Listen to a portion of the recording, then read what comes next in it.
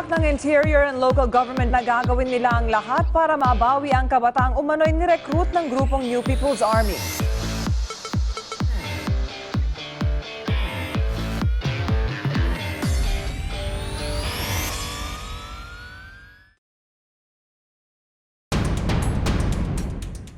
Good day and welcome to Pros and Cons, where we ask the hard questions and you decide which side of the truth you would choose to believe.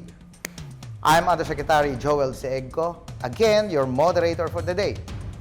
This is actually the second part of our discussion on calls to increase security personnel visibility in schools to prevent the recruitment of students to rebel groups, particularly, banggitin na natin, the CPP, NPA. And joining us today, we're very lucky to have with us an official from the Commission on Higher Education, si Attorney Cinderella, ganda na pangalan ni ma'am. Thank you. Cinderella Filipina Benitez Haro. Siya po ang officer in charge ng Office of the Executive Director ng CHED. Ma'am, nadala niyo po ba yung sapatos Yes, ninyo? sir. Kasya ba? Good afternoon, and yes. Kamusta po and what keeps you busy nowadays? Marami po talaga mga trabaho sa amin sa Commission on Higher Education kasi we are monitoring, we are supervising close to 2,000 higher educational institutions. Wow. Ang dami-dami nun. Yes. Maraming babantoy. Sila General Bartolome Bustamante. Siya po ay comebacking guest po natin last week ng part 1. Kasama po natin si General Bustamante. Siya po ang Executive Officer ng Directorate for Police Community Relations Office ng Philippine National Police. Kumusta po ang mood nyo ngayon, sir? Mabuti po. May naikot na ba kayo?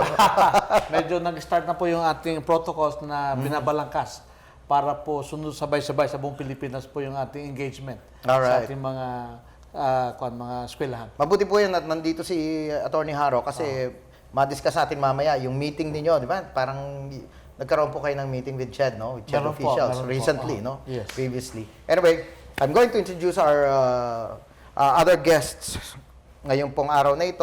Kung last week po, may dalawa tayong guest na members po ng Hands Off Our Children Movement. Ngayon naman po kasama natin dalawa pang kasama po nila na pareho rin po ang naging experience, ano, yung kanilang mga anak ay na-recruit at nawala, no?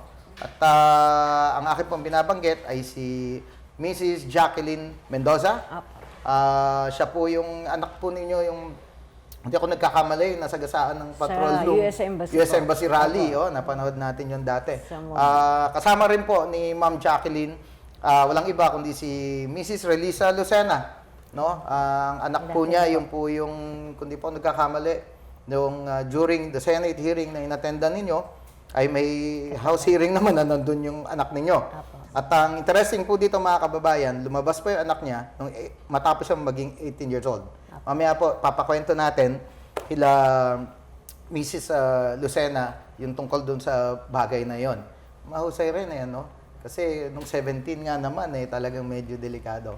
But anyway, when we return, we'll continue where we left off our discussion on security personnel visibility in schools na pinag-usapan po natin, General, last week, no? Pros and cons, we'll be right back. Ito ang Duterte on Duty. Ulat sa ginagawa ng Presidente. August 27, Martes, Quezon City. Dumalo si Pangulong Rodrigo Roa Duterte sa 31st anniversary ng Department of Agrarian Reform. As we highlight our accomplishments and milestones in implementing CARP, let us never lose sight of the primary aim of this program, which is to uphold the welfare of the landless, farmers, promote social justice, and attain sound rural development through the equitable distribution of all agricultural lands across the country. August 29, Huwebes. Sa official visit ni Pangulong Rodrigo Roa Duterte sa China ay nagkaroon ng bilateral meeting sa pagitan ng dalawang bansa sa pangunguna ni na Pangulong Duterte at Chinese President Xi Jinping. Sinaksihan din ng dalawang leader ang pagpirma sa ilang kasunduan sa pagitan ng Pilipinas at China. August 30, Biyernes, Beijing, China. Nagkaroon din ng bilateral meeting sina Pangulong Duterte at Chinese Premier Li Keqiang Nag-courtesy call sa Pangulo ang ilang opisyal mula sa Philippine construction industry na nasa China rin upang bumuo ng business partnerships sa kanilang Chinese counterparts. Nag-courtesy call din sa Pangulo ang mga business leaders mula sa Chinese International Chamber of Commerce for the private sector. Kasunod nito ay pinangunahan ni Pangulong Duterte ang Philippines-China Business Forum sa Grand Hyatt, Beijing. The Philippines is one of the fastest growing economies in the region and in the world. We have grown for the past 82 consecutive quarters and recorded above 6% annual growth rate since 2012. To sustain this positive trajectory, we have embarked on a historic build program under which we welcome more Philippine-Chinese cooperation. Nakisaya sina Pangulong Duterte at Chinese President Xi Jinping sa opening ceremony ng 2019 FIBA World Cup. August 31, Sabado, Foshan, China.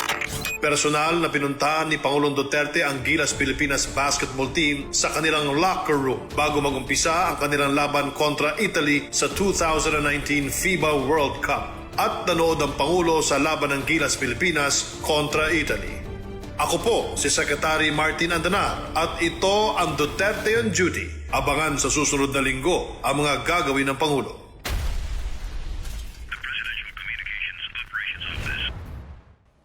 We're back on pros and cons, and today we're talking about security personnel presence or visibility in schools to stop recruitment of students by the CPP, NPA. Ang una ko pong question, I'm sure interested po masyadong ating mga kababayan dito here and abroad, ay para po sa CHED.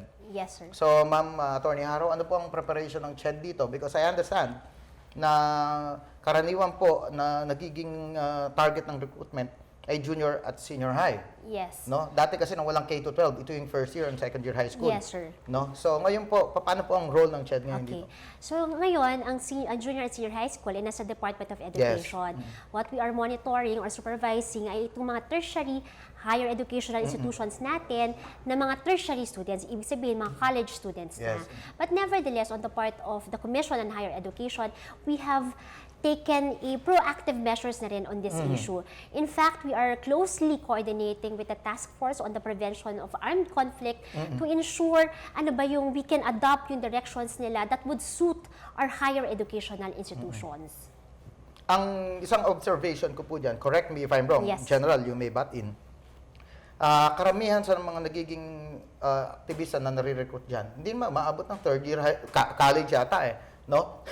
Kasi first year pa lang, usually, nare-recruit na, no? Yun ang naging karanasan po ninyo, no? Anong level po yung mga anak ninyo nung Sa akin na-recruit? po, grade 11 pa lang po. Imagine, grade Wala 11 pa pong, is hindi pa po natatapos ang isang sem. junior high. Yung anak nyo po, Grade 11. grade 11 din. No, hindi pa man pumapanik dun sa tertiary, andun yung recruitment focus nila Bakit po sa tingin ninyo, siguro tanungin ko na muna yung mga sila misis. Tingin niyo bakit yung edad na yun? Ano kasi, parang yung edad ng anak ko, ano pa sila syempre parang nasa adolescent stage. Ito yung, kasi ako dumaan ako sa ganong edad Curious ka, adventurous ka, tapos agresibo ka. Yung pinakamatindi doon, agresibo ka, padalos-dalos ka ng desisyon. Mapusok. Yes, mapusok.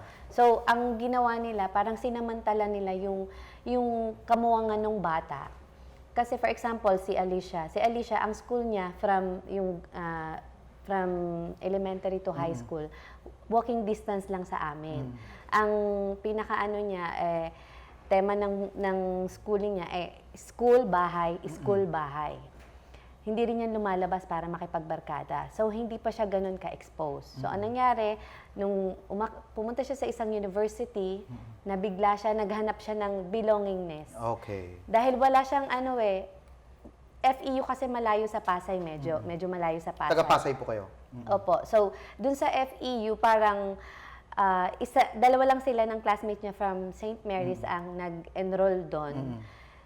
So, nung time na naandun siya, parang, syempre, mga malaking university na yon, naghahanap siya ng kaibigan na makakasama, tinake advantage nila yon. Ang nakita ko kung bakit tinarget nila yung anak ko. Yung anak ko, magaling siya na leader. Siya yung tipong, kahit nung high school pa lang sabi ng mga kaklase niya, pag si Alice siyang naging leader, hayahay na lahat ng members. I see. Kahit ngayon, mapapatunayan ko yon dahil yung teacher niya, nagkaroon kami ng agreement na hindi nabibigyan ng task yung anak ko dahil sino-shoulder niya lahat. Wow. So, naging target talaga siya na talagang alam ko hindi siya tatantanan. Na dumating yung point na biglang, kasi may pangarap to eh. Kung kikilalanin mo yung bata, hindi nila ako mabobola na salbahe yung anak ko, na rebelde yung anak ko. Yes. Kilala ko yan eh. From 17 years kong nakasama yung anak ko. Almost 18 years. Sa tingin mo ba, malilin lang mo ako? Kilala ko yung anak ko. Alam ko kung galit yan. Alam ko pag nagtatampo yan. Kaya alam ko na binrainwash nila. Sabihin na natin wag binrainwash. Kasi hindi nila matatanggapin. Na-indoctrinate yung anak ko para pagka hindi ako naging pabor sa lahat ng gusto niya, kalaban na ang turing sa akin. Yun ang ginawa nila sa bata. Sinong bata o sinong matinong tao na after mong 3 days mawala, pagbalik mo, iba na yung takbo ng utak mo. Kailan nyo na unang napansin, ma'am, na may pagbabago? Sa demeanor, especially, no? Minsan, kailan nyo napansin na una? Umuwi ng bahay? Kasi po yan, hindi yan talaga mayroon kasi akong certain rule sa bahay. Usually, ganyan naman ang nanay eh. Sabi ko sa kanya, pagdating ng takip silim, nasa bahay ka na. Kahit anong ginagawa mo, nasa bahay ka na. Plus, babae kasi yung anak ko. Oo. So, etong grade 11, yung medyo late siya kasi alam ko busy siya sa school. Kaya nga siya nag-top 2 sa UMS nila. Meron pa siyang certificate nun. After nung SEM, dahil kinausap ko na yung teacher niya, nasabi ko, wag niyo nang bigyan ng task yung anak ko dahil nga nag-collapse daw sa school. Hindi ko alam yun. Nalaman ko na lang na nag-collapse yung bata nanggaling rin sa bibig ng teacher niya. So sabi ko, ma'am, wag niyo nang bigyan ng task yung anak ko kasi malayo, hindi na nakakatulog ng maayos. So, nung time na hindi na siya nabigyan ng task, sinamantala nitong grupo ng anak bayan. Doon naman siya pinuspos lalo ng ano. So, from October, nararamdaman ko nagiging matigas na yung anak ko. Iba na yung ano niya sa akin. Hindi mo na siya mauutusan ng basta-basta. Grabe, no? And they have an eye for smart kids, eh. May mga leadership skills, no? Apo. Well, I understand because I have to confess, I was also an activist. Ganon din nangyari sa akin, eh. Kumbaga, kita nila, medyo may say ka sa classroom, and then eventually, naging chairman na lang ako ng aming political party ng student council na bigla na lang naging ganon. Apo. So, ganon din po naging experience nyo sa anak Opo, nyo. kasi yung anak ko rin Magaling po din siya sa school. Ano po siya sa high school pa lang po, siya na po yung president ng Filipino journalism sa kanila. I see. So, writer yung anak nyo. Opo. Anong organization niya po nung aktivista siya? Ngayon, anak bayan po. Sa anak bayan Opo. din. Ngayon po, kailan nyo napansin na unang may pagbabago, na duda nyo, nare-recruit siya? Sir, kasi yun sa akin unang SONA pa lang, sumama na siya, nakita ko na siya sa picture. Kasama niya na po sa Tour Ocampo. Kaya doon na SONA ako po, kinabahan. unang SONA ni Opo. President Duterte. Opo. So, 2016 ito. Opo, And 2016. since then, Since hindi then, niyo na ano na, 3 days nawawala. Hanggang sa 2 weeks po, nagpaalam siya sa akin, may waiver pa akong pinirmahan galing sa school po. Anong school ko po lang si ano yan? PUP po. PUP rin. Opo. Yung anak niyo po kasi is FEU. FEU Manila. I see. Sir, hearing the stories from the mothers themselves, paano in-incorporate ngayon yan doon sa ating sinasabing visibility, no? I mean, kanino makipag-coordinate ngayong PNP ngayon? Especially, meron na silang yung movement, yung hanggang saan naabot po yung Hands of Our Children movement. Una-una po, no? We Sige are po, very sige, sir. fortunate and happy, no? Dahil po sa paglabas po nila sa publiko, andito po yung security sector, yung ating Armed Forces of the Philippines, at saka yung PNP po, na handang umalalay po sa kanila. Kasi po, kailangan po nilang kalinga eh. Kasi yung kanilang pagsubok sa buhay ay hindi po ordinaryo. Ito po isang grupo na organisado at sabihin natin ideologues. Kumbaga matindi yung doktrina na pinanindiganan. na ginagamit po para mag-entice ng maraming pang mga kabataan na walang kamuang-muang na yung ginagawa pa nila ultimately is kapahamakan. So now, yung ating mga kalaban na trying to make these kids believe na ganito, na mas maganda dito, maraming options dito para magkaroon mas mapayapa, pero lahat yun ay deception. These are really part of their grand plan to deceive yung ating mga young idealists, youth individuals. Ang sabi po kanina, we're preventing the term, tawag dito, brainwashing, no? Hindi na matanggap. Indoctrination. Yes. How are you now going to counter that indoctrination? Siguro, I'll leave the question hanging muna and let the two of you answer that question when we come back for a short break po. So, let's take a short break po muna, and when we return, we'll answer more questions on today's issue. Stay tuned.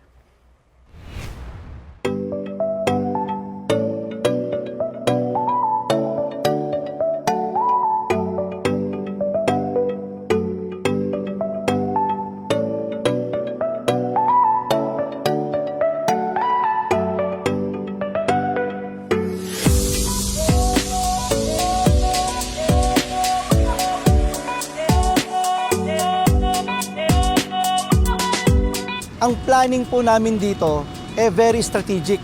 Yung athletes village na to is very close. Walking distance, I would say it's only about 3 to 5 minutes away from the stadium and 10 minutes away from the aquatic center. Imagine that kind of convenience, na hindi mo makikita elsewhere. So whatever advantage we can get, we will do it.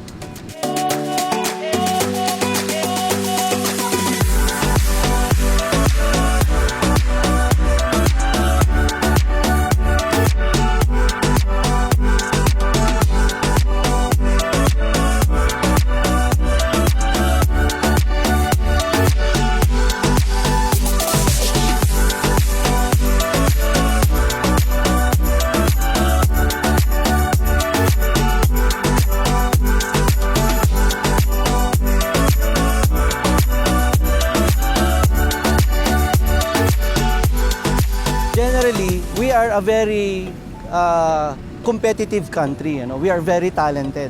Kaya lang nasasayang yan. So, bakit hindi natin gumawa na lang ng mga facilities para nandito sila? Ma-enhance yung skills nito. Ma-tap yung talents na yan. So, kami, in our own way, in the Basis Conversion and Development Authority, in coordination with the Philippine Sports Commission, the Philippine Olympic Committee, at saka ng tulong ng pangunguna ng Duterte administration, we are trying to make the rebirth of Philippine sports again.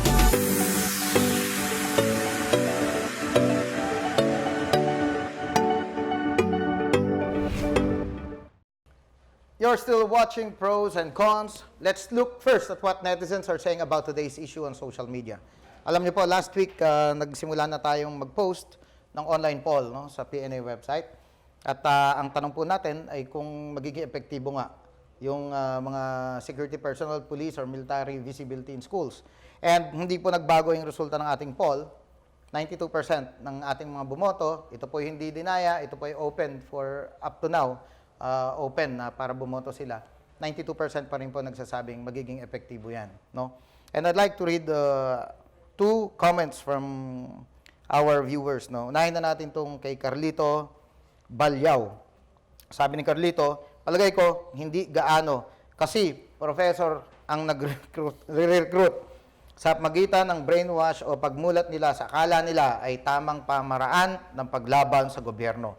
Ayun, professor daw, re-recruit. Meron nga yung last week, sinabi, di ba?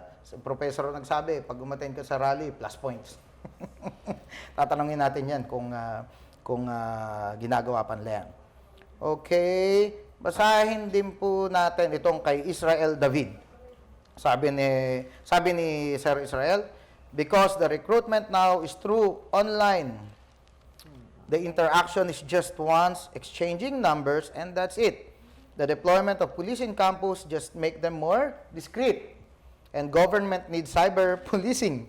At the same time, a physical cop in the campus might be more effective. So, ang sinasabi dito ni Mr. David, yun kanina, off the air, sinabi po natin, magiging mas discreet nga naman sila. Sa labas na lang nila gagawin yung kanilang indoctrination. So, going back to my hanging question, how are we going to counter that? Sa CHED po, Yes. tingin ninyo. Okay. Sir, sa amin talaga, ni-envision talaga ng Commission on Higher Education ay magkaroon ang lahat ng higher education institutions natin ng safety and health plan. Safety and health plan. Health plan. Kasi Okay. so kasama doon sa safety and health plan yung prevention. Health. Okay. So para Alright. sa kalusugan ng ating Kalusugan. mga estudyante. So i-direct, ang gusto talaga namin na magkaroon ng plano ang lahat ng mga institutions natin para sa kaligtasan at kalusugan ng ating mga estudyante. So dito sa kaligtasan ng ating mga estudyante, kasama din dyan yung prevention of armed conflict, dito rin yung prevention ng mga crimes na nangyayari within the premises or yung ganun din sa labas ng premises ng institution or yung near the areas of the Lahat ng institutions. school po ay peace zone, di ba? Kahit Yes, ng sir. mga under ng CHED. Yes, sir. Opo, Okay, opo. so, well, kung peace zone, sino ba ang maintainers ng peace?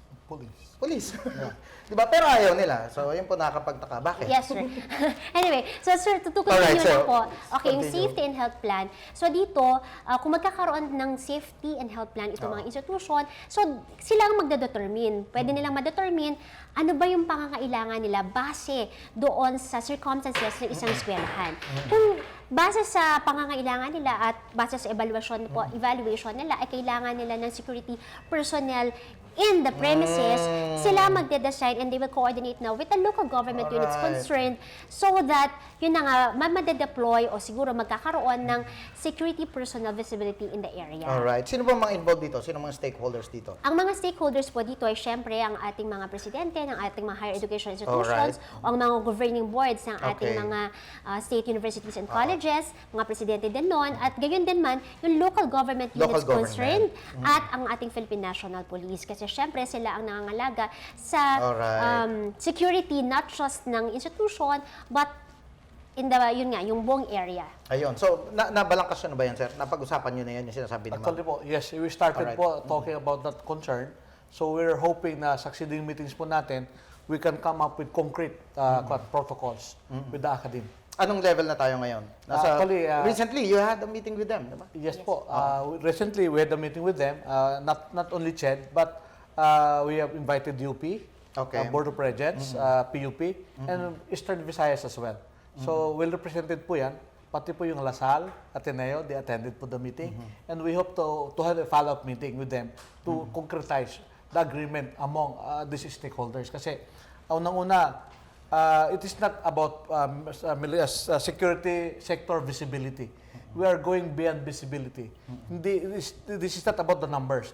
Visibility is not enough. Yeah, it was engagement. Okay. We should engage our students. Pero in all these things, whenever we come to school premises, number one, coordination is paramount. Hindi pwedeng we just step in and do our thing. No.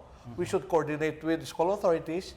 Of course, para malaman nila na may concern, other than kung kami ang na-invite, better. But if we have reasons to believe that there's something going on inside, we'll ask permission, seek permission from the administration for us to be allowed to enter. It is not about the numbers, na madaming police, no. It is just, we'll be presenting superior ideas or information as an alternative to the indoctrination being conducted by the CPP NPA. Alright. Yung binanggit nyo po, that's only for CHED, no? Yes, sir. Yung DepEd, may counterpart program kasi. Meron po dapat. Kasi ano ang tawag doon, ma'am? Yung sabi ni ma'am kanina about security, Safety and health safety plan. and health plan. ng CHED. Ng CHED pa lang yon. Yung DepEd, meron din yan. I think, sa tingin ko, baka meron din silang ganoong direction kasi I think concern naman yan ng lahat ng not just higher education institutions, but essentially din yung ating mga elementary, high school na mga institutions. And the parents, no? As one of the most important stakeholders din dito, no? Oo. Anyway, alam niyo po, again, ang part 2 natin ay short lang din. We have a very short program. But before we go, I would like to get at this point, no, yung pagkakataon po ng ating mga guest na magulang para makausap. Siguro, I'm sure manonood yung mga kasama ng mga anak niyo or sila mismo ay nanonood ngayon. Ano? So, kunin ko po yung mensahe ninyo bago po ako pumunta sa kanila. Ma'am Relisa, ang inyo pong final word sa ating mga kababayan. Ako po, gusto ko lang po munang sabihin sa mga kabataan, hindi mali ang pagiging aktivista. Pero kung ang pagiging aktivista mo ang magiging dahilan para mawala ka sa pag-aaral, mawala ka sa pamilya mo, at dumating ka sa point na maging armado ka at kalimutan mo yung buhay mo, yung sarili mo, yun po yung mali. Maraming paraan para makatulong sa kapwa, makatulong sa masa. Kasi kayo yung totoong kayo yung totoong pag-asa ng bayan. Kaya lang, dahil sa indoctrination na ginawa sa inyo, na inagitate kayo ginalit kayo ng gusto, to the point na kukuhanin mo yung kapangyarihan ng ating mga otoridad para maipagtanggol yung mga nasa laylayan. Hindi ganun yung totoong buhay. Kailangan iapok nyo yung inyong mga paa sa lupa dahil hindi naman ito labanan ng ideology. Labanan to ng katotohanan na kailangan yung realidad na ang mas magandang ipaglaban mo ang bayan sa pamamagitan ng pag-aaral, sa pamamagitan ng pagpasa ng batas na ang magbibenepisyo ay yung totoong nasa laylayan. Yun lang po. Okay. Maraming po salamat, Mrs. Relisa Lucena. And ang inyo pong mensahe, Ma'am Jacqueline Mendoza. Sa akin po, sa anak ko po, para sa kanya, sana hindi niya ginawa yun. Pero kung pumasok po sana noon pa ang ROTC sa mga school at yung mga militar, police, sana noon pa may nasumbungan na kami. Naagapan po sana at hindi po nakarating sa bundok ang aking anak. Marami rin po kaming kasamang nakarating pa po sa bundok, 3 po sila. Hanggang ngayon, di pa namin alam kung nasaan sila. Etong anak ko nagpaalam siya at Si Trisha po ang anak niya. Opo, hindi po, ito po. Sino po ba? Si Kuya Miguel. Kuya Si Eileen. Queen Eileen po. Siya talaga kinonfirm niya na siya'y napunta sa NPA. Yun po. So, positive po yun na sumama na Opo. talaga siya. Ano po yung dati niyang anak bayan? Anak bayan po Party to. list. Oh. Ay. Anyway, so ngayon naman po, bigyan natin ng pagkakataon ang ating panauhin from the CHED, si Attorney Cinderella Filipina Benitez. Haro, ma'am, your Yes, message po sa ating mga Yes, sir. estudyante. So sa ating mga estudyante po, una po, syempre, we recognize the academic freedom of institutions. Alam po namin na sila ang may capability also to determine how they will operate their institutions. Kaya naman, ini-encourage namin sila o ini-encourage namin sila to have their safety and health plan. Dito sa safety and health plan, you will coordinate with the local government units concerned, with the Philippine National Police also, to determine paano ba ma-ensure ang safety ng ating mga estudyante. Kasi, syempre, ang utmost consideration pa rin naman natin ay ang safety ng ating mga estudyante. So, yun nga, in-encourage namin ang mga institution, magkaroon tayo ng safety and health plan to ensure na ang ating mga estudyante ay magiging ligtas sa lahat ng siguro mga masasamang elemento. Hindi lang yung mga recruitment yan. Oo, hindi Lahat lang mga na. recruitment in Alright. general. Thank you very much. Well said. Brigadier General Bartolome Bustamante, sir, your message po. Maraming pong salamat. Kami po ay nananawagan sa ating mga magulang na kung may mapansin po sila na pag-iiba ng ugali ng kanilang mga anak, ay sana po ay paalam po sa ating security sector para po sila po ay maalalayan. Kasi po yung mga indicators po nito, siyempre, hindi po bawal magkaroon ng radikal na pag-iisip. Pero yung radikal na pag-iisip na ito, pag hindi po nahawakan ng maayos, patungo po ito sa kapahamakan. Mas malalim na antas ng indoktrinasyon na ikapapahamak po ng anak po nila. So sana po, with the communication now between the Armed Forces of the Philippines, with the Philippine National Police, at sa ating mga magulang, sana po ay huwag mag-atubili. Kasi ang ating Philippine National Police ay handa pong tumugon sa mga pangangailangan po ng ating mga babayan, especially po when it comes to security public safety and po ng ating mga kababayan. All right. Thank you very much, sir. I love what you said. So there you have it, folks. Straight from the shoulder and right on the money. Join us next week as we tackle another topic of national interest. For your comments, suggestions, and questions, visit our Facebook page and the PNA website. You may be for or against. You may agree or disagree. In the end, we are all Filipinos working towards the same goals. Will you choose what's right? Or will you stay on your side of the truth? Nakakala mo, sa bundok meron. Once again, this is PNA Undersecretary Joel Sy Egco. Thank you and see you on the next episode of Pros and Cons.